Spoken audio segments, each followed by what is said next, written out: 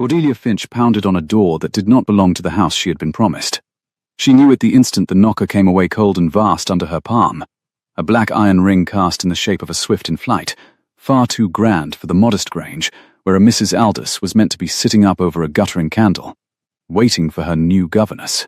Rain ran in warm summer sheets off the portico above her, soaking through the back of her bonnet and down between her shoulder blades, and somewhere out past the drive the storm dragged its thunder across the hills, like furniture pushed over a wooden floor. She had taken a wrong turning. She had taken a wrong everything, and the door, when at last it opened on a hall so deep and dim that she could not see the end of it. "Please," she said, before she could think better of begging. "I have been on the road since noon, and the bridge below the village is gone under the water. My postilion will not go a step further tonight." The footman who held the door was young and pale, and clearly roused from somewhere warm. He looked at her drenched skirts, at the lightning that flickered white behind her, and his mouth worked without sound. "I was told the turning past the mill." Cordelia pressed on. "I was told Ashcombe." "Is this not—" "This is Ravensmere, Miss," a second voice, brisk, female, came down the dark of the hall ahead of its owner. A candle bloomed, "and the turning past the mill is 6 miles east of where you're standing, which means your man has fairly earned his supper, getting you wrong by half a county."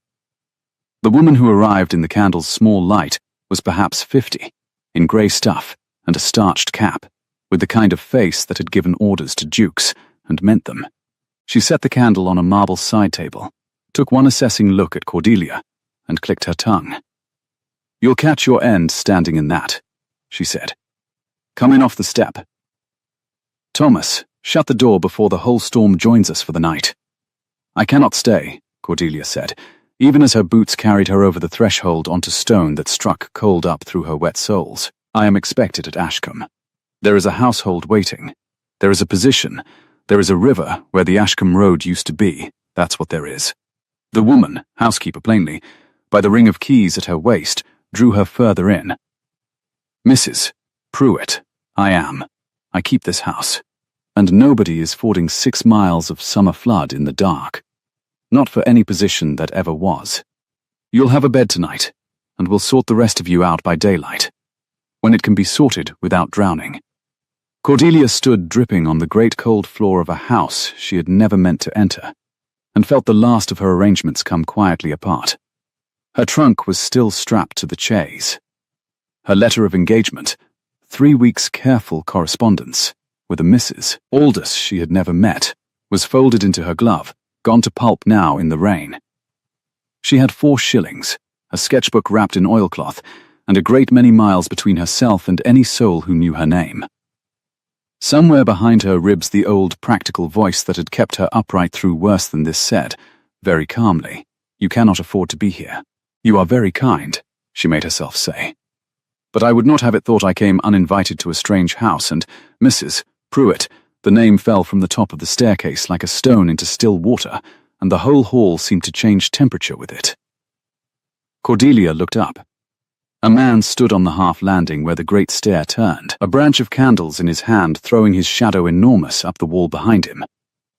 He was young, younger than the gravity of the house had led her to expect, no more than 28, and built broad through the shoulders, in a way his loosened shirt and unbuttoned waistcoat did nothing to disguise, as though he had been roused from a chair by the same thunder that had woken his servants. Dark hair, unpowdered, pushed back from a face that might have been carved for a Roman coin, and then left out in a hard winter. He came down 2 steps, and stopped, and his eyes found Cordelia, and went still. "You are not Miss Hartley," he said. It was not a question. His voice was low and exact, and entirely without warmth, the voice of a man who had not used it kindly in some time. "No," Cordelia said. "I am not." Miss Hartley was to arrive tonight. By the bath coach. He came down another step. The candlelight moved over him, and she saw the shadows under his eyes, the day's growth along his jaw, the rigid set of a man holding something very heavy by main force. "Who are you, then, that my house has produced you instead?" Cordelia Finch, you're... She caught herself, glancing at the housekeeper, at the footman, at the unmistakable acreage of the hall. Your Grace, I think, forgive me. I do not know whose house I have fallen into. The Duke of Ravensmere's, said Mrs. Pruitt, when the Duke himself did not trouble to. His Grace was expecting a governess off the night coach. You'll forgive him his manner, miss, it's late, and the coach is plainly not coming, and he's a man who likes a thing to arrive when it's promised. Mrs. Pruitt, the Duke, did not raise his voice. He did not need to. The hall did the work for him, carrying the 2 clipped syllables into every cold corner. Thank you. The housekeeper inclined her head, unbothered, and Cordelia understood in that single exchange the whole arrangement of the house, that this woman had been here longer than the Duke had been Duke, and feared him not at all, and that he permitted it because some part of him needed one person under his roof who would not flinch. I am sorry to be the wrong arrival, Cordelia said. I am bound for a Mrs. Aldous at Ashcombe Grange. A storm and a foolish postilion are between me and my employment, and I would not trouble you an hour longer than the weather requires. She drew what dignity she could around her sodden shoulders. If I might dry myself by a kitchen fire until first light, I will trouble no one above stairs at all. The Duke looked at her for a long moment. Lightning showed at the tall windows, and laid the whole hall briefly white, and in that white she saw it furnished and unloved, the great rooms shut up beyond their doors, Holland cloths ghosting the chairs, a clock on the mantel stopped at some hour no one had wound it past, a house in mourning that no one had said the word over. The dark came back. You will not sleep in the kitchen, he said at last. Mrs. Pruitt will find you a room. In the morning, when the water is down, you may go on to your Mrs. Aldous and forget you were ever at Ravensmere at all. He turned to go back up. Good night. Thank you, Your Grace, Cordelia said, to his back. And then, because she was tired and frightened, and had never in her life been able to leave a true thing unsaid, I am sorry your Miss Hartley did not come. Whoever she was to teach must want her very much, on a night like this.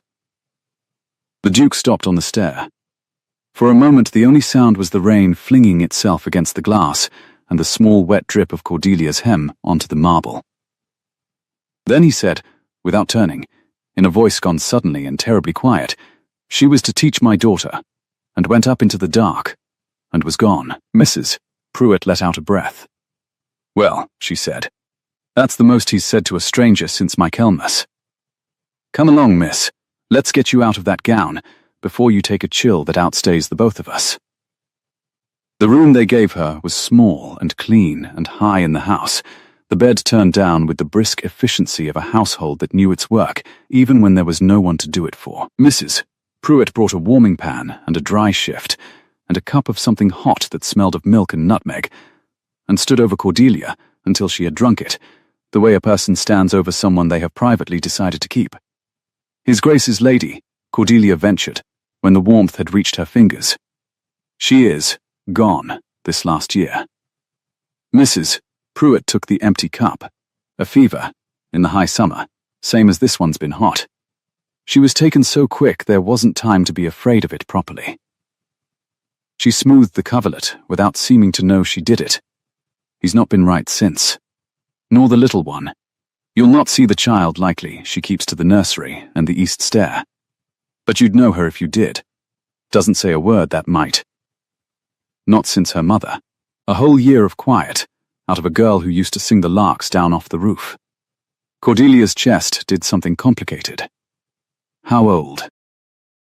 6 come the autumn. The housekeeper moved to the door, candle in hand. Lady Beatrice. The only thing in this house his Grace would lie down in the road for, and the one thing he hasn't the first notion how to reach. She paused on the threshold, and her dry voice softened by exactly 1 degree. Sleep, Miss Finch. The water'll be down by morning, and you'll be off to your Ashcombe, and none of our griefs need follow you out the gate. Good night. The door clicked. Cordelia lay in the strange high bed and listened to the storm grind itself out against the hills, and thought about a child who had not spoken in a year, and a man begging nothing of anyone while his whole house went grey around him. It is not your house, said the practical voice. It is not your child. You have 4 shillings and a position waiting 6 miles east. Sleep. She did not sleep. She had never, in 26 years, been able to. She woke in the grey before dawn to the sound of a footstep on the stair outside her door. Too light for any grown person. There and then gone. A small, deliberate creak, as though someone had tried very hard to be silent and not quite managed it. The rain had stopped. In its place the whole world dripped, 1,000 small voices off the eaves, and through the window the sky had gone the soft bruised lilac of a summer morning after weather, with the smell of wet earth and crushed green coming up off the gardens, so strong she could taste it. Cordelia rose, wrapped Mrs. Pruitt's borrowed shawl about her shift, and opened her door. The corridor was empty, but at the far end, where a narrower stair turned down out of sight toward what she supposed was the east wing, something small and pale lay abandoned on the topmost step, dropped, she thought, by whoever had made the creak. She went to it on bare feet, the cold of the boards seeping up through her soles, and crouched, and picked it up. It was a swift, carved in pale wood. A bird, wings swept back in flight, no longer than her thumb, the grain of it worn smooth and warm at the breast where a small hand must have held it 1,000 times. Someone had loved this until it shone.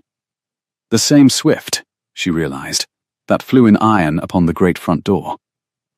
A housemark. A family's bird.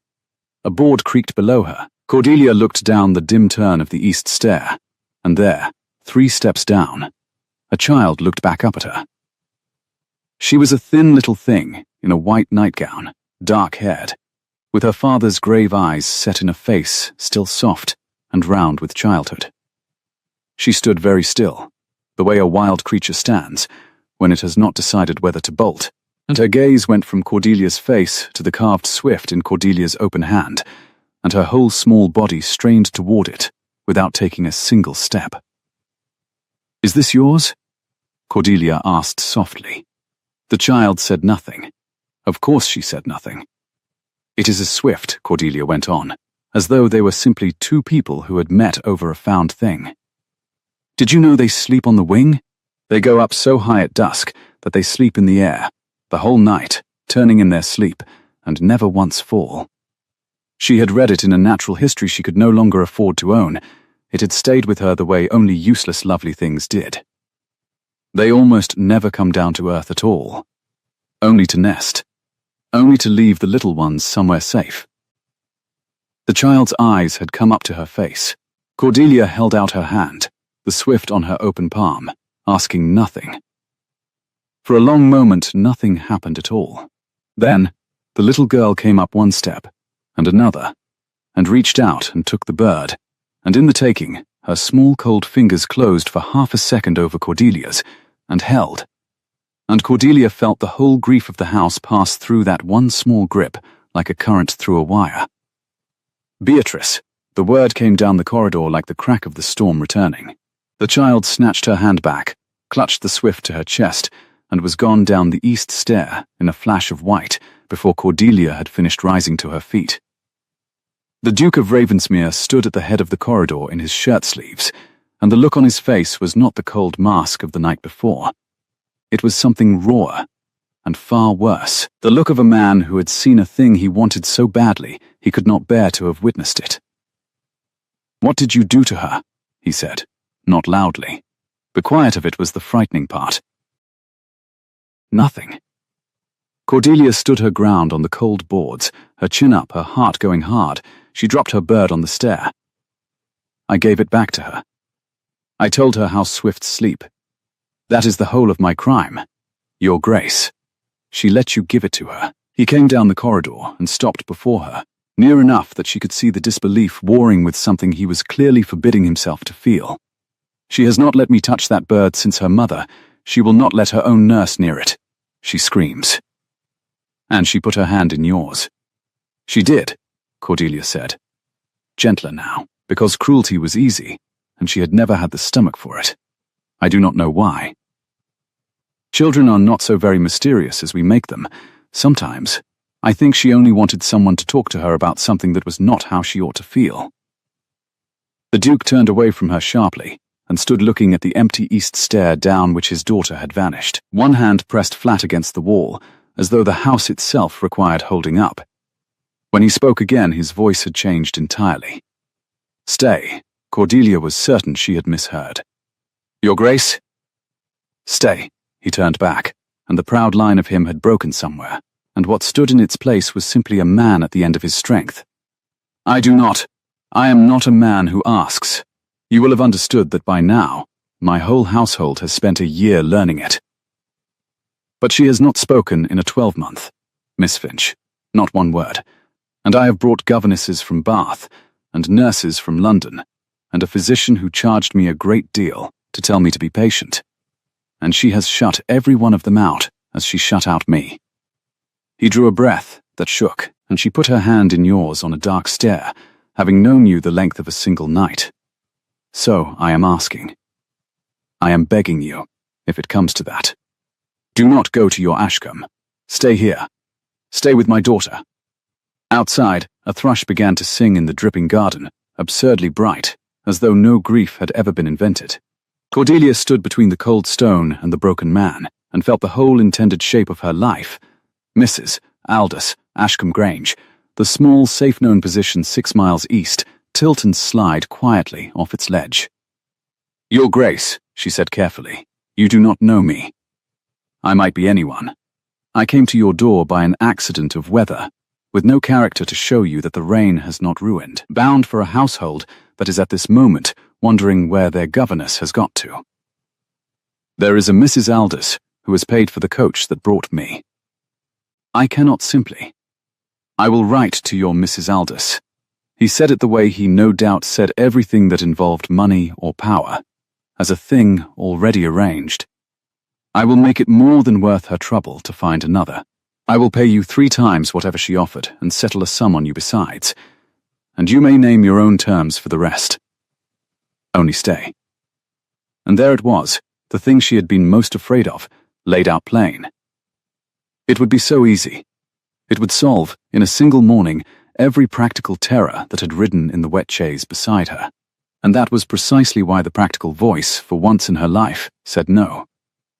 "I do not want your 3 times anything," Cordelia said, and watched surprise move across his face like weather.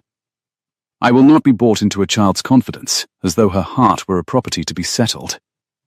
If I stay, it will not be because you have made it worth a stranger's while. It will be because that little girl took my hand, and I have not the heart to teach her. On her second morning of trusting someone, that trust can be paid off and sent away." She lifted her chin. "Those are different things, Your Grace. A man who cannot tell them apart is half of why his house is so cold." For one breathless instant she thought she had gone too far, that he would freeze her where she stood, and have her in the chaise before the dew was off the grass. His jaw tightened. A muscle leapt in his cheek. Then, astonishingly, something that was almost, the ghost of a different man passed behind his eyes. "You are very rude, Miss Finch," he said. "I am very tired, Your Grace, and very far from anywhere that knows me, and rudeness is cheaper than weeping." She wrapped the borrowed shawl tighter. "Forgive me. I have not slept. I do not commonly lecture dukes before breakfast." "No," he said. "I imagine the opportunity does not often present itself." And there, gone in the same breath, so quick she might have dreamed it, was the faintest dry thread of something underneath the grief. The first sign she had that there had once been a man in this house who could be wry. A small sound made them both turn. The child had come back. She stood at the head of the east stair, the carved swift clutched to her chest, watching the 2 adults with the unblinking attention of someone for whom every grown voice had become a kind of weather to be survived. Her grave eyes went to her father, and away, fast, as they always did. Then, to Cordelia. And she did not run. The Duke went absolutely still, the way a man stills when a bird he has been trying for a year to coax has lit, of its own accord, an arm's length away. "Beatrice," he said, very low, and Cordelia heard in that one word the whole helpless love of him, and the whole distance. The child's eyes flicked to him and skittered off like water on a hot pan. "Lady Beatrice," Cordelia said quietly, and the child's gaze came back and steadied. "Good morning. The rain has stopped, did you hear? Everything in the garden is dripping. I should think there will be a great many puddles, and a great many worms come up to see the weather. And if a person were very quick and wore stout boots, she might get out and look at all of it before anyone made her have her hair done." She crouched down again to the child's height, slow and easy, the way one approaches anything that has learned to be afraid. "Would you show me the garden? I do not know this house at all. I should be quite lost without a guide." The child looked at her for a long, long moment. Then she turned and went 2 steps toward the stair, and stopped, and looked back over her shoulder. Waiting, Cordelia rose. She did not look at the Duke. She did not need to feel what came off him, the unbearable mixture of hope and grief, and a year's worth of careful, useless patience cracking quietly down the middle. She knew, with the same certainty that had told her the door knocker was wrong, that the chaise to Ashcombe might wait at the gate until Michaelmas now, and she would not be in it.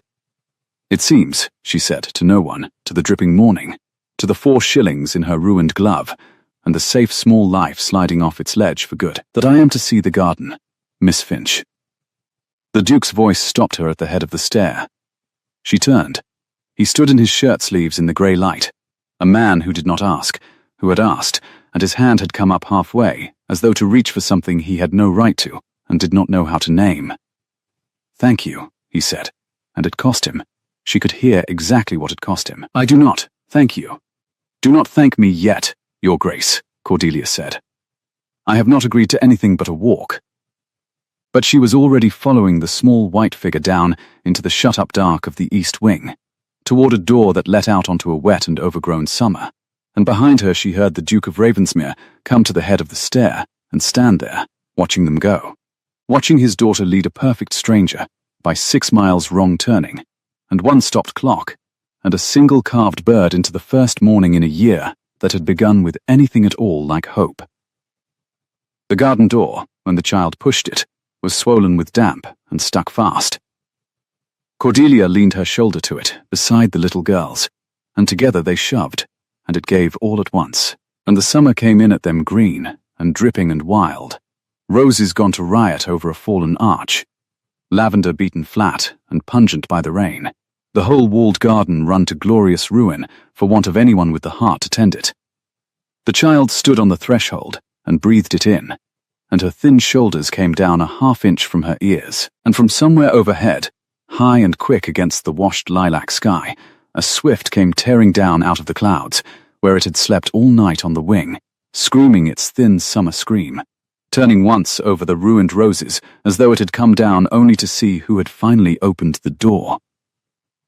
The child lifted her face and watched it go, and though she did not make a sound, her small hand crept sideways and found Cordelia's, and held on. Cordelia looked down at the dark head and out at the wreck of a garden that someone once had loved, and back up the dark house behind them, where a proud man stood breaking quietly at a window. "You cannot afford to be here," said the practical voice. One last time, very faint now, almost kind. She closed her fingers gently around the child's. She had never in her life been able to leave a true thing undone. Either, the garden kept them the better part of an hour, and in all that time the child did not let go of her hand.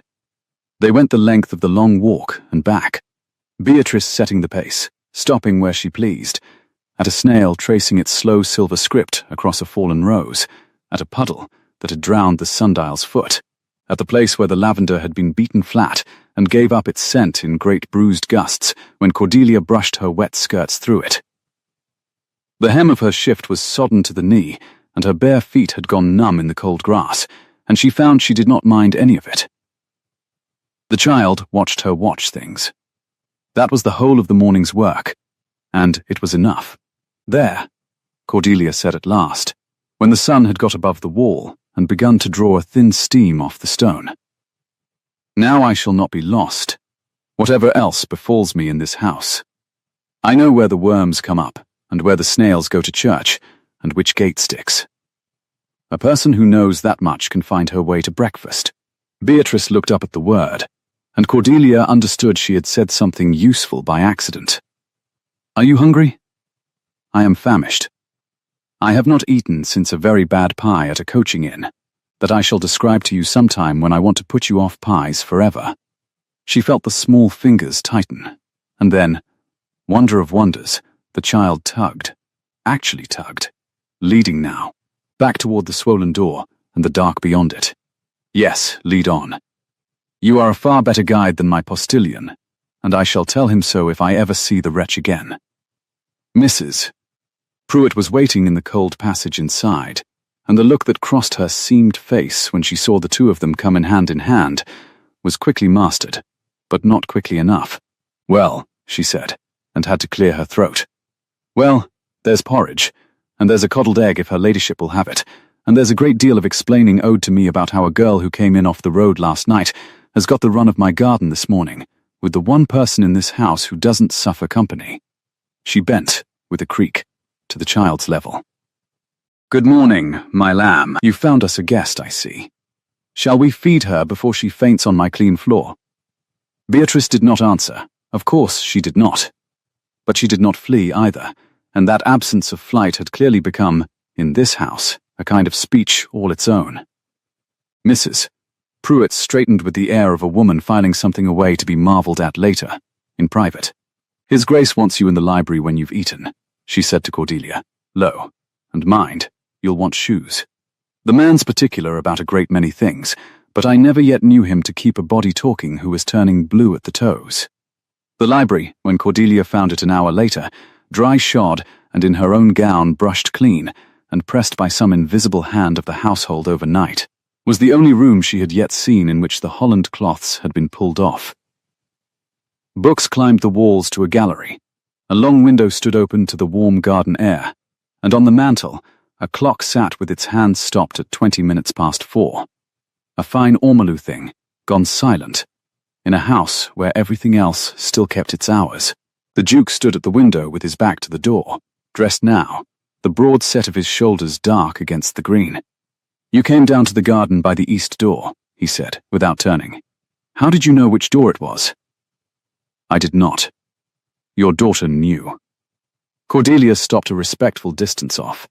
She is a very capable guide. She does not waste words on a person, which I find I rather admire in this house. That landed somewhere, she saw it land, in the small stillness of his shoulders. "Mrs. Pruitt tells me you would not take my money. Mrs. Pruitt tells you a great deal, I begin to suspect. She has told me everything worth knowing for 30 years. He turned then, and the morning light was kinder to him than the candle had been. It showed her a man of 28, who had been handsome before grief got into the grain of him, and might be again, if anyone troubled to let the cloths off the rest of him as well. "I do not understand you, Miss Finch. You arrived with nothing. You are bound for a position you cannot now reach, in the keeping of a woman who has already paid for your coach. By every measure of your situation, you should have taken what I offered and thanked Providence for the storm. Instead, you lectured me on the temperature of my house and refused 3 times your wages." "I did not refuse the staying," she pointed out. "Only the buying. There is a difference, and I think you know it, or you would not have spent a year so unhappy." His jaw set. "You presume a great deal on one night's acquaintance." "I do. It is a failing. I have been told of it by better people than dukes." She met his eye and did not look away. "But I will tell you my terms, Your Grace, since you asked for them, and I have had a walk in which to think. I will stay with Lady Beatrice. I will not be paid a farthing more than an honest governess earns, and I will be paid that, because I am poor, and pride does not warm a room. I will write to Mrs. Aldous myself, in my own hand, and beg her pardon, and you will not buy her off as though she were an inconvenient creditor. And I will tell you, always, the true thing, even when it is the rude thing, particularly when it is the rude thing. If you cannot stomach that, send me to Ashcombe today, and we will both forget the Swift." For a long moment the only sound was the open window, and a wood pigeon somewhere out in the dripping limes. The stopped clock said nothing at all. And if I cannot stomach it, he said slowly, and yet, she can? Then you will learn to, Cordelia said, for her sake. As I imagine you have learned a great many things this last year that you had no wish to learn. She watched him absorb that, the cost of it, the truth of it, and saw the muscle leap again in his cheek and braced for the cold to come down. It did not. Instead, he crossed to the mantel and stood looking at the clock that did not run, and when he spoke again, his voice had lost its edge entirely. Her mother stopped it. He said it as though confessing to a crime. No, that is not true. I stopped it. The morning she was taken from us. I could not. The chiming of it. That first day. I could not have it counting the hours as though they were ordinary hours. His hand hovered near the case and did not touch it. Beatrice will not let it be wound. The one time a footman tried, it was the only sound she has made in a 12-month that was not weeping. So it stays at 4:20, and the whole house keeps its time by every other clock and pretends not to notice this one. You will think us mad. I think you are people who loved someone, Cordelia said quietly. That is the opposite of mad. It is only that it has nowhere yet to go. He looked at her across the silent room, and something in his face came perilously open, and he shut it again with visible effort, the way a man shoulders a heavy door against a wind. You may stay, Miss Finch, he said.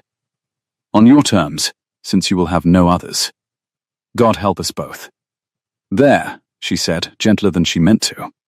That was very nearly gracious. We shall make a host of you yet. And there it was again, gone almost before it arrived, a flicker at the corner of his hard mouth that was not quite a smile, and was certainly not grief. Do not, he said, grow accustomed to managing me. Mrs. Pruitt has had 30 years' start, and she has not finished the job. The piece of it lasted near a week. Cordelia had begun, in those days, to learn the rhythm of the strange grey house and the strange small child at the centre of it. Beatrice came to her each morning at the head of the east stair, with the carved swift in her fist. They walked the wild garden. They sat over a slate where Cordelia drew birds, and let the child point to the one she wanted named next, building between them a whole vocabulary that required no speech at all. The little girl had begun to fall asleep in the afternoons with her head against Cordelia's arm, a weight of trust so absolute it made Cordelia's throat ache. She did not see much of the Duke. She heard him, sometimes on the east stair late at night, a heavy careful tread that paused outside the nursery door and went away again without ever opening it, and she said nothing of it to anyone, and stored it where she stored such things. On the 7th morning a carriage came up the drive that had nothing to do with the weather. She was in the garden with Beatrice when she heard it, the crunch of good wheels on wet gravel, the jingle of a smart team, and she felt the child go rigid against her side before she had so much as turned to look. Beatrice's small hand clamped down on hers hard enough to hurt. Up at the house a door opened. Voices, Mrs. Pruitt's, pitched higher than Cordelia had yet heard it, and over it another voice, light and carrying, and entirely sure of its welcome. My dear Pruitt, do not trouble to announce me. I am hardly a guest in my own sister's house. Where is the child? Where is my brother? Good heavens, has no one opened these rooms in a 12-month? It is like walking into a tomb. Throw something open. The light is positively funereal. Beatrice had gone the colour of the bleached wood in her hand. Who is it? Cordelia asked her, low, knowing she would get no answer, and got one all the same. The child turned her face into Cordelia's skirts and pressed there, hiding, the way she had not hidden since the first dark stare. A figure appeared at the swollen garden door and pushed it wide with no trouble at all, as though the damp had only been waiting for a firmer hand. She was, Cordelia saw at once, beautiful. There was no other honest word for it. Perhaps 30, in a travelling gown of deep amber silk that no road dust had dared to settle on, with the late Duchess's dark colouring made glossier and harder, a face like a cameo cut by someone clever and unkind. She took in the ruined roses, the barefoot child, the governess with grass on her hem, and her lovely mouth curved. Well, she said, and what is this? Good morning, Cordelia said, rising, keeping the child behind her skirts with one steadying hand. "I am Miss Finch. I have charge of Lady Beatrice. Have you?" The woman came down the single step into the garden, and her amber skirts hissed over the wet stone. How extraordinary. I was not aware my brother-in-law had engaged anyone. "I am Lady Caro. Beatrice's aunt. Her mother was my sister." Her dark gaze went to the child and softened into something that might have been feeling in another woman. In this one it had a measuring quality, like a buyer's eye on stock. "Bee, my pet, come and kiss your aunt. You needn't hide from me behind a hired person's gown." The child did not move. If anything, she pressed harder into Cordelia's side. A flush of color came up under Lady Caro's flawless skin. "She is shy of strangers," Cordelia offered into the silence, to give the woman somewhere graceful to go. "I am not a stranger. I am her blood." The pretty mouth had thinned. "You are the stranger, Miss Finch, was it? And I should very much like to know how a governess of whom my brother breathed not one word in his last 3 letters comes to be standing in my sister's garden, with her child clinging to her like ivy. Where did he get you?" "From the road, my lady," Cordelia said evenly. "I lost my way in the storm last week, and His Grace's household was kind enough to take me in." She had meant it for plain truth. She watched it land as something else entirely. "From the road." Lady Caro repeated the 2 words as though they were a course she was deciding whether to send back. A slow, delighted, dangerous understanding spread across her beautiful face.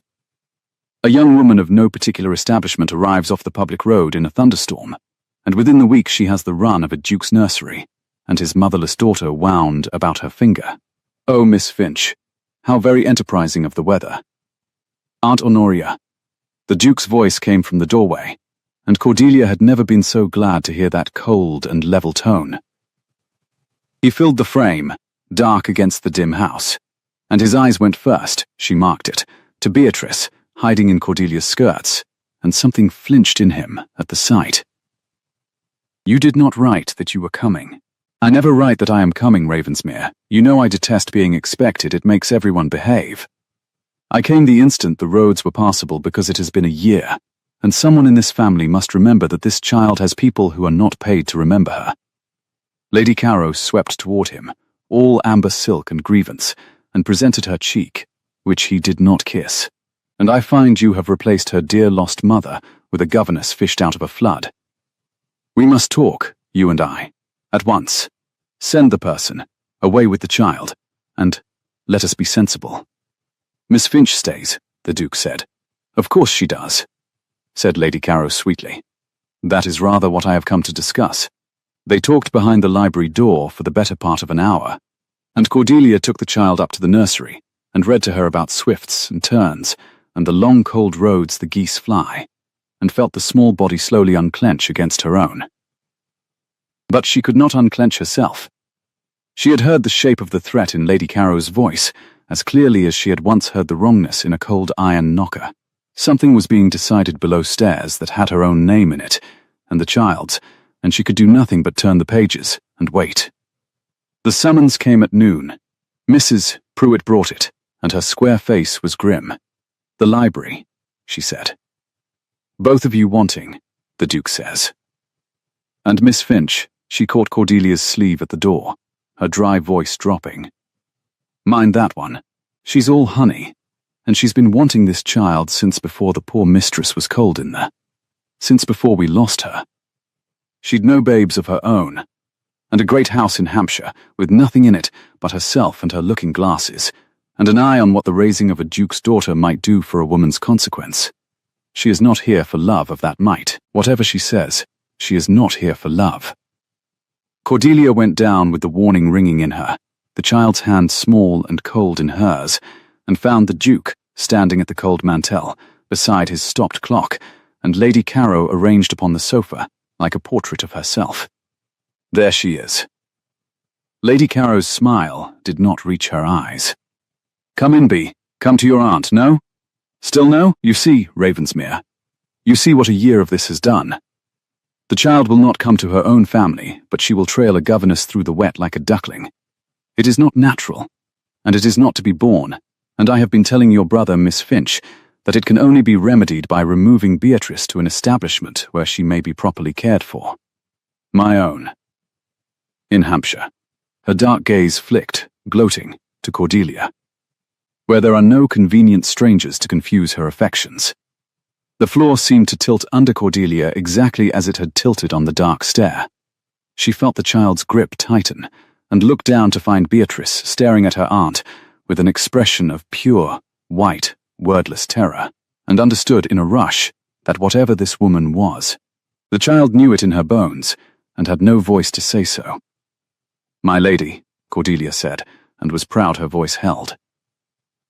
Forgive me, I am only the governess, and ought not to speak. But Lady Beatrice has begun, this very week, to come out of a silence that a year of physicians could not touch. To uproot her now, from the one house she knows, the one garden, You forget yourself entirely, Lady Carrow said, the honey gone in an instant, the blade beneath it bright. You have been in this house 7 days. 7. And you stand in a duke's library and tell his late wife's sister what is best for the blood of 2 great families. I think we see, all of us, precisely what you have been about. She turned to the Duke, and her voice went silken with concern. Ravensmere, I say this for your own protection. A man in grief is not himself. A clever girl off the road knows that better than anyone. I do not blame her. I blame the weather and your own soft heart. But the thing must be ended before it becomes a scandal that touches Beatrice's name as well as yours. Honoria, the Duke had not moved from the mantel, but every line of him had gone to iron. You will not speak to Miss Finch in that fashion in my house. I shall speak the truth in any house that holds my sister's child, Lady Carrow returned, rising now, beautiful and cold and utterly assured. And the truth, brother, is this. Either you send this young woman on to wherever the road was carrying her, and let me bring a respectable nurse of my own choosing, or I shall write to the family, to your uncle the bishop, to the trustees, and I shall tell them what any sensible person can plainly see, that the Duke of Ravensmere, alone in his grief, has given the care of his only daughter, the heiress of this house, to a penniless woman of no character, whom he met in the dark, in a thunderstorm, not 8 days since. She drew on her gloves, finger by finger, the very picture of a woman who held every card and knew the count.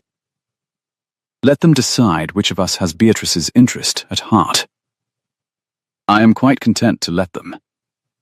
The silence after was so complete that Cordelia could hear the wood pigeon again, and the drip of the limes, and the small frightened breathing of the child against her side.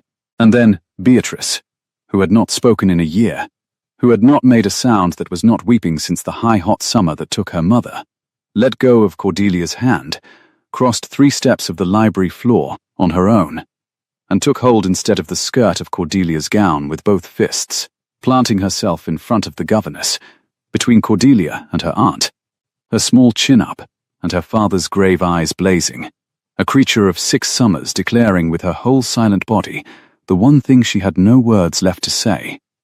Not her. You shall not have her. Lady Carrow's lovely face did something complicated and ugly.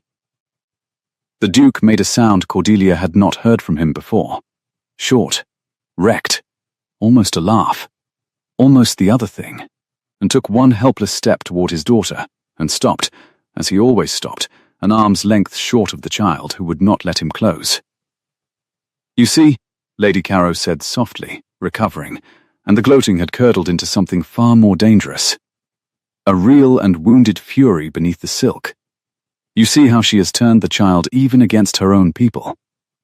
No, this will not do at all. She gathered her amber skirts and swept to the door, and there she turned, and her parting look went not to the Duke, but to Cordelia, and it was the look of a beautiful woman who has just discovered she is opposed, and has decided to enjoy the destroying of it. I shall stay the week at the Crown in the village, brother, while I write my letters. A duke's daughter is not a thing settled in an afternoon. And Miss Finch, the smile returned, terrible now, I should make very certain, were I you, that there is nothing in your past you would not wish a bishop's secretary to come asking after. Penniless governesses who appear from nowhere so very conveniently nearly always have somewhere they have come from. The door shut behind her. Cordelia stood in the ringing quiet, with the Duke's daughter clutching her skirts, and a Duke staring at her across the room, and felt the careful 4 days' piece of Ravensmere come apart in her hands, and somewhere far back behind her ribs, where the practical voice lived, a name she had hoped never to hear spoken in this kind house turned over once. Cold, like a key in a lock she had thought she had left a county behind her. The door's echo had not finished travelling the cold length of the library before the Duke moved. He crossed to it as though he meant to fling it open and call his aunt's Amber back up the stair and unsay every silken word of her, and then he stopped, his broad hand flat on the panelling, and stood with his head bowed and his shoulders set against the wood the way she had seen him set them against the wind at the head of the stair. "Forgive her," he said. Low. "No, do not. There is nothing in what she said that deserves forgiving. There was a great deal in it that was true, Your Grace." Cordelia kept her voice even. For the child's sake, Beatrice still had both small fists wound into the stuff of her gown, still planted herself square between the governess and the empty doorway, a sentinel of 6 summers who would not yet stand down. "I am penniless. I did come off the road. I have been in your house 7 days, and I have your daughter wound about my finger, and a bishop reading those facts off a page will not hear the swift in them, nor the garden, nor any of the things that make them harmless. She has not lied. She has only arranged the truth to wound. That is worse than lying." He turned from the door at last. The morning light through the open window caught the day's roughness along his jaw and the deep mark of a year's paw sleeping under his eyes, and for the space of a breath he looked far older than his 28 years. She has always been able to do it. Even when we were children she could take a thing that was so and tilt it half a degree and make a parent believe black was white by supper time. Beatrice's mother used to say her sister could read a room the way other women read music, and play it just as cold. The name of the lost Duchess hung unspoken between them, the way it always seemed to, a stopped clock of a word. Cordelia put her hand down very gently and laid it over the child's clenched fists. "She is frightened," she said. "Not of you. Of being taken from the only floor she knows where the worms come up and the snails go to church. Look at her, Your Grace." She crossed 3 steps of open room on her own feet to stand in front of me. "A week ago she would not let you wind a clock." He looked. She watched him look, watched the helpless hunger come into his face, and the iron come down hard over the top of it, the 2 things at war as they were always at war whenever his eyes found his daughter. He took 1 step. The child's chin came up, wary, and he stopped, and the stopping cost him exactly what it always cost him. "B," he said, very quietly. "No one is taking you anywhere. Do you hear me? No one." The grave eyes flicked to his face, held for a heartbeat, skittered off, but she did not flinch into Cordelia's skirts, and the Duke saw that too, and Cordelia watched the small mercy of it land in him like a coal dropped into cold water. The hiss of hope, where he had taught himself to keep none. "She believes you," Cordelia said softly. "That is something she has not done for a stranger's promise in a year. Do not waste it telling her things you cannot make certain.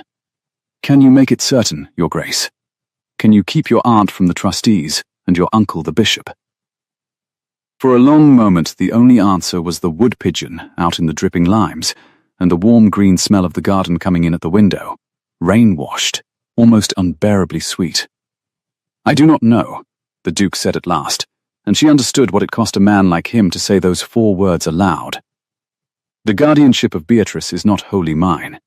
There are trustees named in the settlements, my uncle among them, 2 others, dry men in Lincoln's Inn, who have never set eyes on her, and who will read Honoria's letters and see only what she paints. If they are persuaded the child's welfare is in question," his hand closed slowly on the back of a holland-shrouded chair. "She is the heiress of Ravensmere. Miss Finch, there is no son." Everything I have, everything this house is, comes to her, and that makes her a piece on a board to a great many people who have never once heard her laugh. I had forgotten how many. Honoria has been good enough to remind me. Then we have a week, Cordelia said. She told us so herself. A week at the Crown, writing her letters. That is a clumsy threat, Your Grace. For so clever a woman, she could have written them from Hampshire and never warned you at all. He looked at her sharply. You think she wants something nearer than the trustees? I think, Cordelia said, that a woman who truly held every card would not feel the need to fan them out across your library and name the count aloud. She wants you frightened into doing the thing yourself. So her hands stay clean.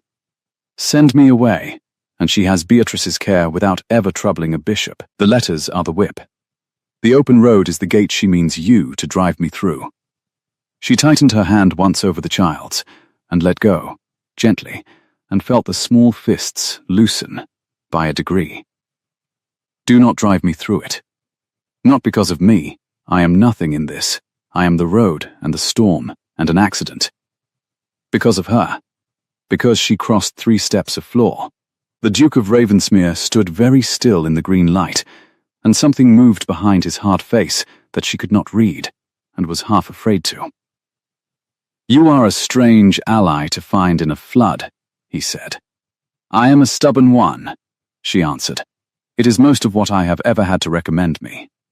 Now, with your leave, I will take Lady Beatrice up to her dinner, because she has been very brave for the better part of an hour, and bravery makes a child hungry. And then, Your Grace, you and I must talk plainly about what is in my past, before your aunt finds it and tells you crookedly. There is a thing. You should hear it straight, from me, while it is still mine to give you. She had not meant to say it.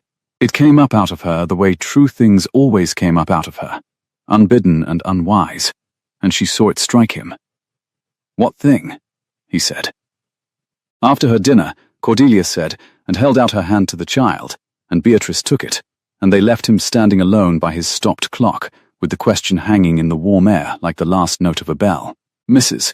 Pruitt was on the landing of the east stair, when Cordelia brought the child up, a basket of mended linen on her hip, and a look on her square face that said she had heard every word that carried, which in that house was most of them. Well, the housekeeper said, low, falling into step. She's stayed in the village.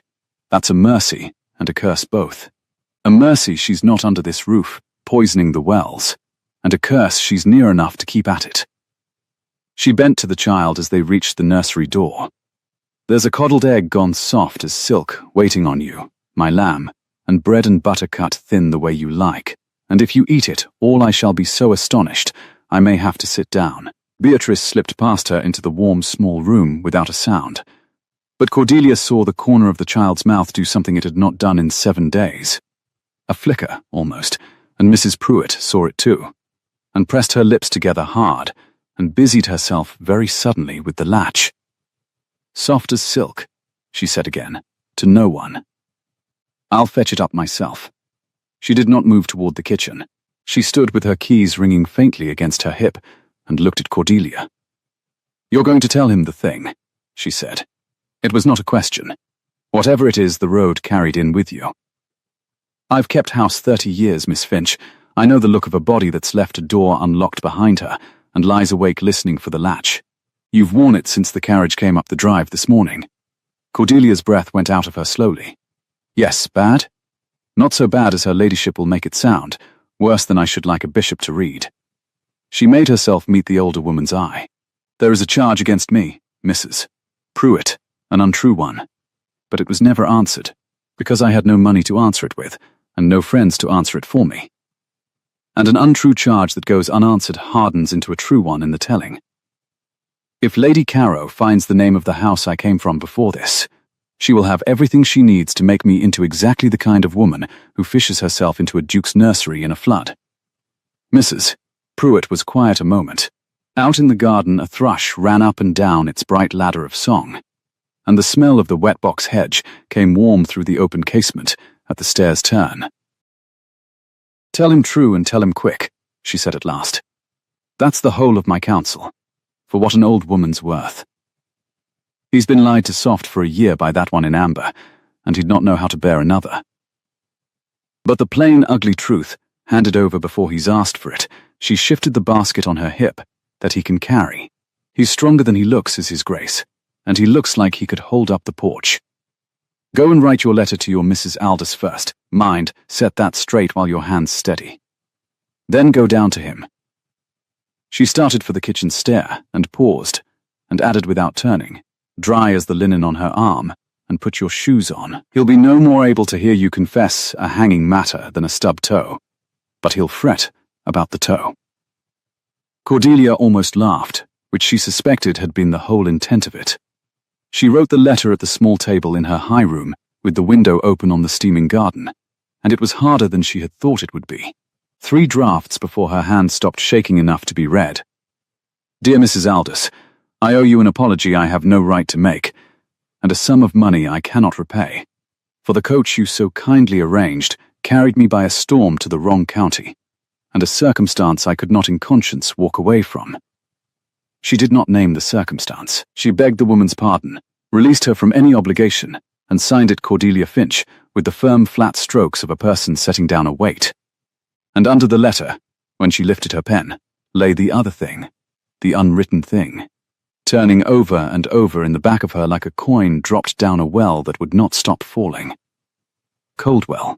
The cranes of Coldwell Hall, a sapphire pin that was never mine, and never moved an inch from where Mrs. Crane herself had hidden it.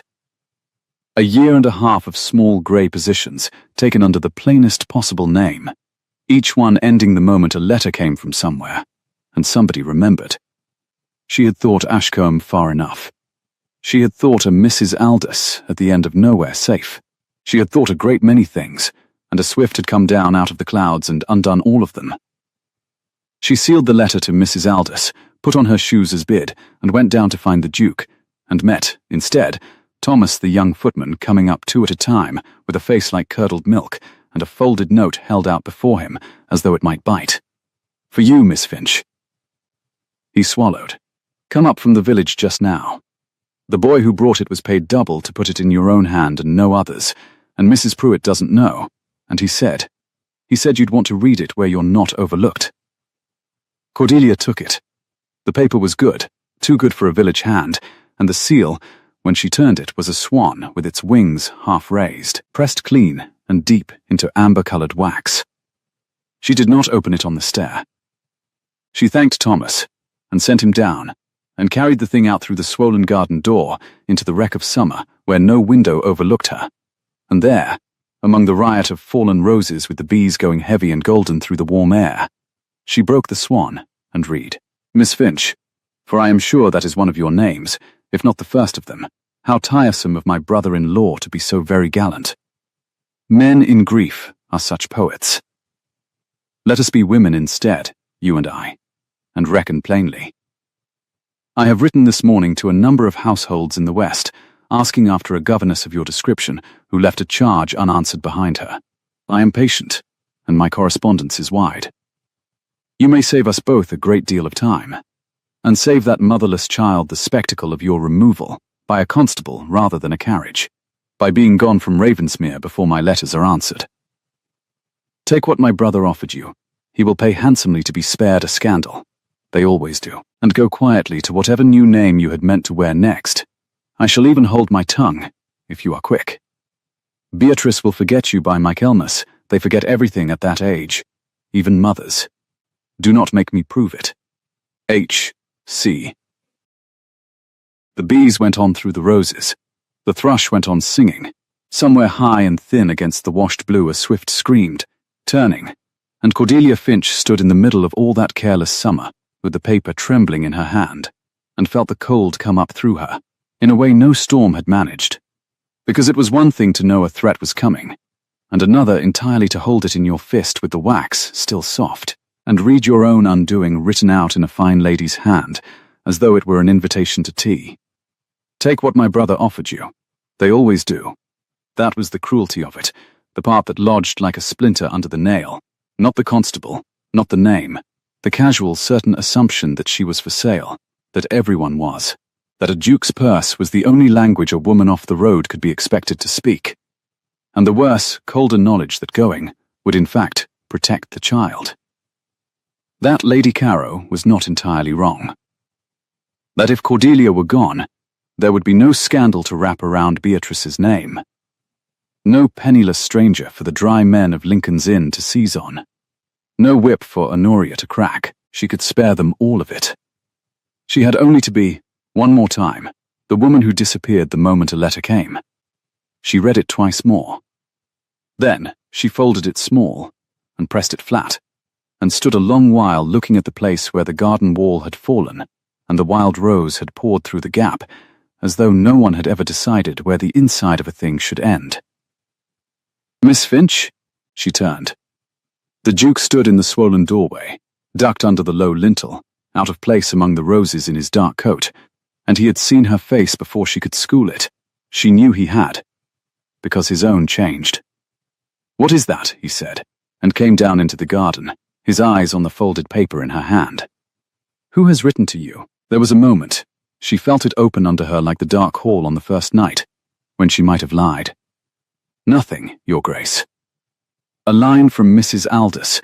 It would have been so easy, and it would have bought her the time to be gone before the harm was done, to spare him the choosing, to take the wound onto herself alone where she had carried every other wound of her life. The practical voice, which had been so faint all week, came up clear and urgent at last. Lie. Lie and go. Protect them by being the villain she has painted. It is the only clean thing left. "Your aunt," Cordelia said. "She has written to tell me she has begun her letters, and to advise me to be gone before they are answered, and she is right that I should be, Your Grace, for reasons that are about to become a great deal worse than she yet knows." She watched the words go into him. She watched him decide, the way a strong man decides, to be still and hear the whole of a thing before he moved. "Tell me," he said. So she told him, there among the fallen roses, with the bees going gold and heavy through the warm air, and the wreck of the wall pouring its blossom over the gap, she told him the thing she had not told a living soul in a year and a half. Coldwell Hall. And Mr. Crane, who would not keep to his side of a closed door. And Mrs. Crane, who had found a way to be rid of the difficulty that left her own marriage whole and Cordelia's character in ruins, the sapphire pin produced from Cordelia's own workbox, where it had never been put by any hand of hers. The choice between a magistrate and the open road, with no character and no wages owing. The year and a half of small grey positions under the plainest possible name, each one ending the moment a letter caught up with her. She told it plainly, without weeping, because rudeness was cheaper than weeping, and so was truth, and when she had finished, she made herself hold his eye, though every nerve in her wanted the ground. "That is what your aunt's letters will find," she said. "Not a lie. A truth that has been bent so far it may as well be one. A governess turned out of a great house for theft, who gives a false direction and a borrowed plainness, and turns up 8 days later in a duke's nursery with his daughter wound about her finger." She set the folded note down on the broad flat stone of the fallen sundial between them, the way one lays down a card one cannot win with. "I came here to confess it to you straight, before she could hand it to you crooked. I had got as far as the stair when her boy reached me first. So now you have it both ways at once, Your Grace, the true thing from me and the threat of the bent thing from her, and you must choose which you will believe, and quickly, because she will not wait, and neither, I think, can you." The Duke of Ravensmere looked down at the small folded square of his aunt's hand lying on the stone, and did not pick it up. "Did you take the pin?" he said. "No. Look at me and say it." She looked at him. "I did not take the pin, Your Grace. I have never taken anything in my life that was not freely given, save 4 shillings worth of pride, which I have spent rather freely this week, and do not regret." Her voice did not shake, though her hands had begun to. "But you have known me 8 days. You have no more cause to believe me than the men in Lincoln's Inn will have. That is the whole horror of it. The truth and the lie wear the same gown, and stand in the same flood, and the only thing that tells them apart is a thing you cannot afford to gamble your daughter on. Your own opinion of a stranger's face. For a long moment, he said nothing at all. The bees worked the lavender. A swift came down low over the ruined roof, screaming its thin, bright scream, and went up again into the blue. And the Duke of Ravensmere reached out, not for the note, but past it, took her trembling hand where it hung at her side, and held it. His grip warm and exact, and entirely sure, the way the rest of him was never sure of anything. I believe you, he said. You cannot know. I do not know. I believe. They are different things, Miss Finch. You told me so yourself. In this very house, not a week since, when you would not let me buy your kindness off you, as though it were a debt. His thumb moved once across her knuckles, and stilled, as though he had surprised himself. A clever woman who had fished her way into my nursery for my purse would have lied to me just now. You had the lie in your mouth. I watched you hold it, and put it down. No one schemes their way to a fortune by confessing theft in a rose garden with the wax still warm. Honoria has overplayed it. She always overplays it. She forgets that a thing can be true and still be the wrong shape to use as a weapon. Cordelia's eyes had begun, traitorously, to sting. It will not matter what you believe, Your Grace, if the trustees believe her. You said yourself the child is not wholly yours to keep. No, his hand tightened on hers, and then he let it go, and stepped back, and she watched the iron come down over his face. Not the cold mask of the first night, but something harder and more deliberate. The look of a man who has finished hearing the whole of a thing, and begun, at last, to move. She is not wholly mine to keep, and there is exactly one way I know to make her so. To put her beyond Honoria's reach, and the trustees reading both, so completely that not a bishop in England could pry her loose. He turned and looked back up at the grey house, at the shut rooms, and the Holland cloths, and the one window where, Cordelia knew, his stopped clock kept its silent vigil. It is a thing I swore I would never do again as long as I had breath in me. And it is the only board on which Honoria cannot move a piece, because it is the one square she did not think to guard. A cold understanding began to gather in Cordelia, vast and slow, like the storm coming over the hills on the first night. Your Grace, she said carefully, what are you saying? He turned back to her among the fallen roses, the Duke of Ravensmere, 28 and broad through the shoulders, and worn to the grain by a year of grief, and the thing in his face was not warmth and was not quite resolve, but stood somewhere in the terrible country between them. I am saying, he said, that my aunt has given me a week, and that I do not intend to spend it driving you through the gate. He drew a breath that she heard catch. I am saying there is a question I have no right to ask you, Miss Finch, having known you 8 days and frightened you twice, and offered you money you flung back in my teeth. But I am going to ask it before the week is out, because it is the only door I can see that she cannot stand in. And I would have you know, before I ask it, that it would be the coldest and most calculating proposal a man ever made to a woman in a ruined garden, and that I am sorry for that, more sorry than I have words for, because you deserve to be asked a thing like that by a man with something warmer than a stopped clock where his heart should be. The garden held very still around them. Up in the high blue the swifts turned in their sleepless circles, and from somewhere within the dark house behind him came a sound that froze them both where they stood, small and clear and impossible, a single thin, uncertain thread of music that had not been heard under that roof in a 12-month. A child, somewhere above, was beginning, very softly, to hum. For a moment, neither of them breathed. The thin, uncertain thread of it came down the stairwell and out through the swollen door into the roses. 2 notes. 3. A child's voice picking its careful way along a tune as though feeling for a path long grown over. It wavered. It nearly stopped. Then it found the next note and went on, and the Duke of Ravensmere turned his face up toward the dark window above them, like a man hearing rain after a year of drought. That is, his voice broke clean across the middle, and he did not try to mend it. That is her mother's. The one she sang her to sleep with. I have not, I know, Cordelia said. Though she could not have known, she only knew the look of him, which was the look of a man who has been handed back a thing he had buried so deep he had stopped letting himself want it. Go softly. Do not let her see you cry, or she will think she has done something wrong, and she will stop. They went in together, up the dim east stair on quiet feet, and stood at the half-open nursery door. Beatrice sat on the floor in a square of afternoon sun, with the carved swift in her lap, and her dark head bent over it, humming to the little wooden bird the way her mother had once hummed to her, soft, tuneless at the edges, mending itself as it went. She did not look up, but when Cordelia sank down into the doorway, and the Duke lowered himself to the boards beside her, his great shoulders against the frame, the child's humming did not falter, and that, in that house, was a door thrown wide. "B," he said, very low. "That is a beautiful song." The humming stopped. The grave eyes came up, to Cordelia first, as they always came, and then, by a degree no one in the house would have wagered on a week before, to her father's face. She did not flee.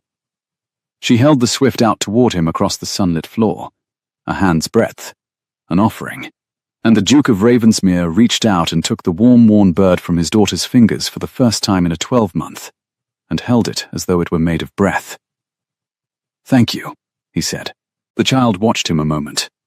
Then she crawled the small distance between them and leaned, deliberate and shy, against his arm, and the proud, broad-shouldered man went absolutely still under that slight weight, scarcely daring to let his hand come to rest against her hair, and over the dark head his eyes found Cordelia's, and said everything his cold, careful voice had spent a year refusing to. They stayed so until the sun moved off the floor, and it was there, with his daughter warm against his side and the wooden swift in his palm, that the Duke said quietly, not looking at the governess, "When the lavender comes back next summer, Pruitt says it will. If it is cut hard now, I should like Beatrice to learn the names of things in that garden. All of them. I should like there to be someone who knows which gate sticks." His thumb moved over the bird's worn breast. "I find I cannot picture it being anyone else." "That is not a question, Your Grace," Cordelia said, and her voice was not steady. "No," he agreed. "I am working up to it." But the working up was not given its hour, for the world that had nothing to do with the weather came back up the drive the next morning, and it came in force. She heard the wheels first, 2 carriages, not one, and then Thomas at her door, white to the lips, with the news that her ladyship was returned from the Crown, and that she had not come alone. "There's a churchman, miss, gaiters, and all, and a dry old gentleman in black that Mrs. Pruitt says is from London, from the lawyers. They're all gone into the library, and his Grace with them, and her ladyship asked," he swallowed, "her ladyship asked particular that the governess be sent for. By name." Cordelia stood very still, with her hands folded against the front of her gown to keep them from shaking, and understood that the week Lady Caro had given them had been a fiction from the first, that the letters had gone before ever the threat was spoken, that the warning at the Crown had been the cat's paw resting a moment on the mouse, for the pleasure of it. She had been meant to run. She had not run. So the trap had been sprung early to catch her where she stood. She went down. She did not hurry, and she did not creep. She went as a woman goes, who has decided that whatever is taken from her this day, her dignity will not be among the spoils. At the turn of the great stair she passed the open door of the morning room, and stopped, for inside it, alone, unaware of any watcher, stood Lady Caro. The amber silk was gone. She wore deep grey today, half morning grey, and she stood at the cold window, with something small held flat in both her gloved hands, her head bent over it. A miniature, Cordelia saw, a painted oval, no bigger than a plum, the kind a woman wears at her throat or keeps in a writing box. Lady Caro's thumb moved across the painted face the way Beatrice's moved across the swift, slow, unthinking, worn to a habit by long private repetition. Her beautiful, hard face had come undone in the grey light into something that was not cold at all, that was, for one unguarded breath, simply a woman looking at the likeness of a sister she had lost in a high hot summer and would not get back. Her lips moved on a word that made no sound. Cordelia stepped back from the threshold and went on down the stair, and said nothing of what she had seen to anyone, and put it where she put such things. The library, when she entered, had been stripped of its holland cloths entirely. Someone had ordered the room made fit for judgment. The Duke stood at the cold mantel, beside his stopped clock, and the iron was on him head to foot. In the best chair sat a stout elderly clergyman, with kind, tired eyes, and a hard mouth. The bishop, his uncle, plainly, and beside him a dry, small man in black, with a portfolio of papers on his knee, who did not look up as she came in.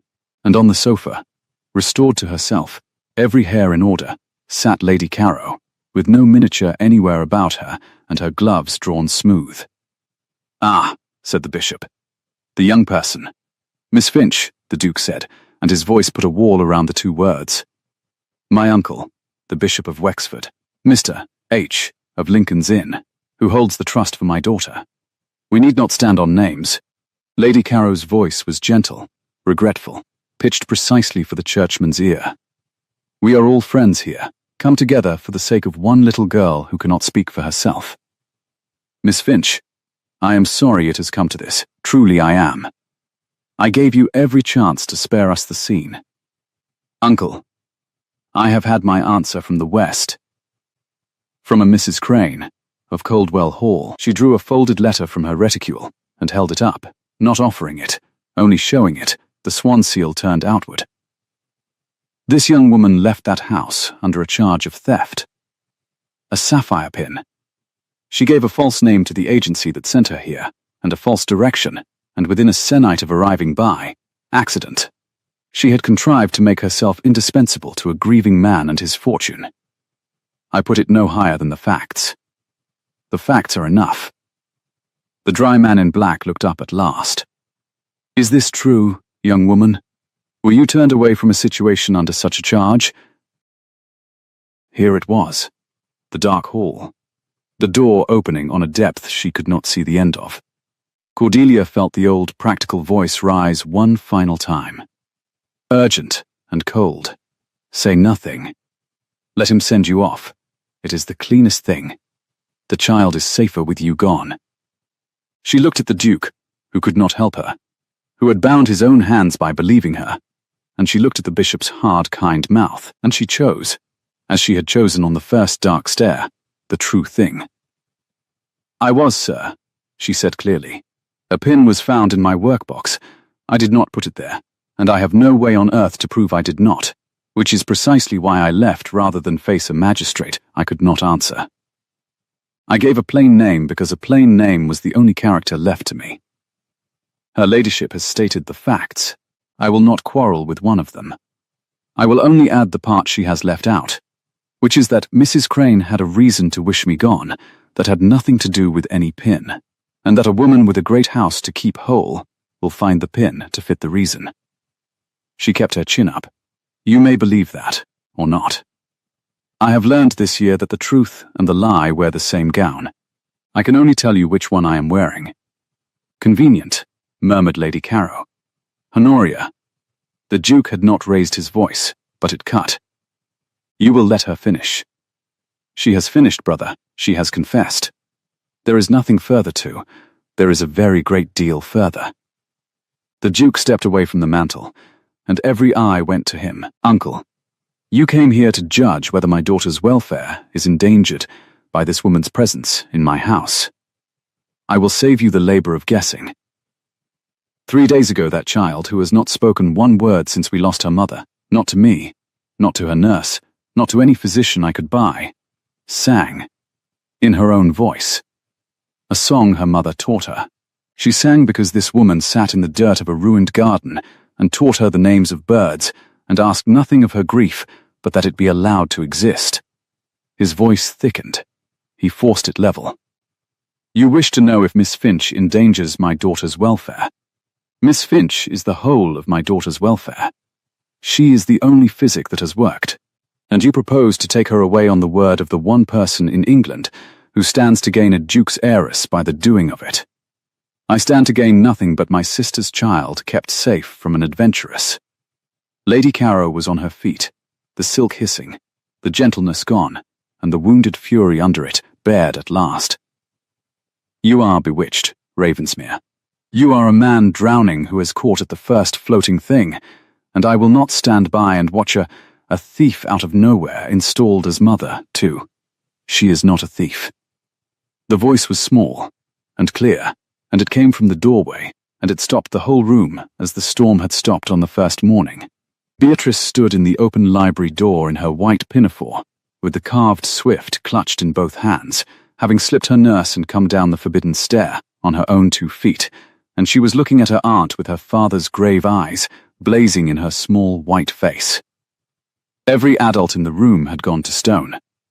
The Duke made a broken sound, and the child, who had given the house a 12-month of silence, who had not let her own father near the bird in her hands, walked across the long library floor past the bishop, and past the dry man in black, and put herself in front of Cordelia, and turned, and faced the whole of her grand and terrible family, and said, in a voice rusty and uncertain and absolutely her own, "She stays. She knows which gate sticks," Papa said. Her chin trembled and held. "I want her to stay." For a long moment, no one moved at all. The wood pigeon called out in the dripping limes.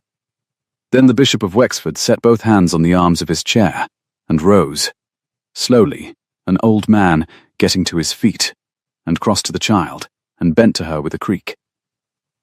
"My dear," he said, very gently. "Will you say that again, so an old man's poor ears are sure of it?"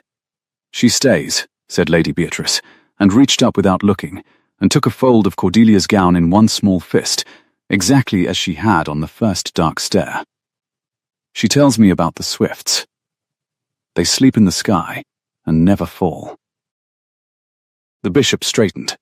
He looked a long while at his great niece, at the small fist knotted in the governess's skirt, at the wooden bird worn smooth by love, and then he looked at his nephew, and at Lady Caro standing rigid and beautiful and undone by the sofa, and something old and shrewd and weary moved through his hard, kind face. "Honoria," he said, "I have buried a great many people in 50 years of this office, and I have learned to tell the grief that wants to heal from the grief that wants to own. I am sorry to say it of my own family. But I have just watched a child come out of a year of silence to defend this young woman, and I have never in my life seen a likelier proof that a house has found the right person in it." He turned to the dry man in black. "Miss H., I am satisfied. I will sign nothing that removes this child from this house. Make a note of it." "You cannot," Lady Caro began. "I can, and I do, and I would remind you, niece, that you wrote to me, and that a man who is written to may answer as his conscience bids and not as the writer hoped." The bishop's voice gentled. "Go home, Honoria. There is nothing for you to mother here. The child is mothered." Lady Caro stood among them, beautiful and grey, and quite alone, and Cordelia watched the fight go out of her, the way the storm had gone out of the hills, not all at once, but draining, leaving a flat and weary calm behind. For a moment the woman from the morning-room window looked out of her eyes, the one who had turned a painted oval over and over and shaped a soundless word. She had her hands, Lady Caro said, to no one, looking at Beatrice. "My sister's hands. You none of you ever." She stopped. She drew her gloves smooth, the old gesture, the count of a woman who has always held the cards, and found, this once, that the table has been cleared, and then she crossed to the library table, and laid upon it the folded letter with the swan seal, and beside it a second paper Cordelia had not seen, a sheet in her own fine hand, half written, the letters to the other households of the West, never sent. She set them both down on the polished wood within Cordelia's reach, and stepped back from them. "Burn them, or keep them to shame me with," she said. "I find I have not the stomach to send the rest." Her dark gaze came up to Cordelia's, and it was not warm, and it was not quite cruel any longer either. It was only tired, and honest for the length of a breath. "I was wrong to come at the child as I did. She was the only piece of my sister left in the world, and I could not bear that she had chosen a stranger over her blood. That is the whole of it, and it does me no credit, and I am sorry for it." She turned to the door. I shall not trouble Ravensmere again. Cordelia picked up the unsent letter from the table and read the first line of it. Madam, I write to inquire, after a governess of the following description, lately in the West, who, and folded it closed again, and held it, and did not gloat, because she had never had the stomach for cruelty even when it was owed. My lady, she said. Lady Carrow paused on the threshold. She has her mother's hands. You are right, and there is no reason on earth she should not know her aunt, when her aunt can love her without a deed of guardianship attached. The door of this house will stick less, I think, by next summer. You would be welcome through it. Lady Carrow looked back at her once, something flickering across the lovely ruined face that might, in a year, become a different thing. Then, she was gone, and the two carriages went down the drive, and the library was very quiet, and the bishop took his leave with a hand laid briefly on Beatrice's dark head and a long shrewd look at his nephew that said more than gaiters and Latin ever could. And then it was only the three of them, and the stopped clock, and the warm green air coming in at the long window. The Duke crossed to where his daughter still stood with her fist in Cordelia's gown, and this time he did not stop an arm's length short. He went down on one knee on the library floor in his fine dark coat and gathered the child against him, and Beatrice, who had not let him touch her in a 12-month, wound her thin arms about his neck and held on, the swift pressed between them, and the Duke of Ravensmere bowed his head over his daughter's hair, and his great shoulders shook, and Cordelia stood and let the two of them have the thing she had only ever been the door to. When at last he lifted his head, his face was wet and entirely unguarded, and he did not trouble to hide it. I had it all wrong, he said hoarsely to Cordelia, over the child's head. Forgive me, I have something to confess, and you will not like it.